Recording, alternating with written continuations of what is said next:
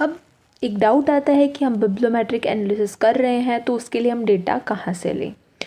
देखो, सबसे पहले आपके पास ऑप्शन है स्कोपस का। अब कई बच्चों के पास स्कोपस का एक्सेस नहीं होगा, तो आप वेब ऑफ साइंस पे जा सकते हो। अब मेनली स्कोपस का एक्सेस अरेंज हो जाता है किसी ना किसी फ्रेंड से, बट वेब ऑफ साइंस का नहीं हो पाता, या कई बार ऐसा होता है कि दोनों का ही नहीं हो पाता।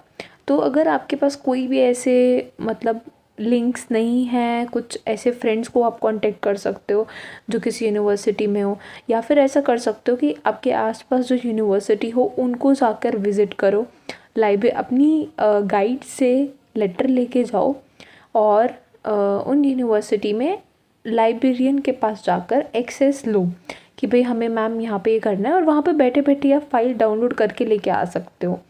तो एक तो ये वे हो गया। दूसरा हो जाएगा कि अगर बिल्कुल ही कुछ नहीं हो पा रहा, मतलब कहीं से कुछ अरेंज नहीं हो पा रहा, तो आप कर सकते हो गूगल स्कॉलर यूज़। तो आपको सब चीज़ें मैनुअली करनी पड़ेंगी, क्योंकि बिब्लो, शाइनी और इनवॉस्फेयर में ये नॉर्मल जो आपकी स्कोपस की फ़ाइल होती हैं, वेब ऑफ साइंस की होती हैं, कोई और सॉफ्टवेयर होते हैं, उनकी फाइल्स ही डायरेक्ट डलती हैं। तो अगर आप गूगल स्कॉलर यूज़ करोगे तो आपको सारा एनालिसिस खुद ही मैनुअली करना पड़ेगा, तो आप ये सॉफ्टवेयर यूज़ नहीं कर पाओगे।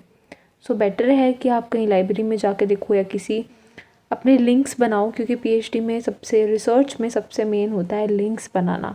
तो वो कोशिश करो, and if it workouts then it good.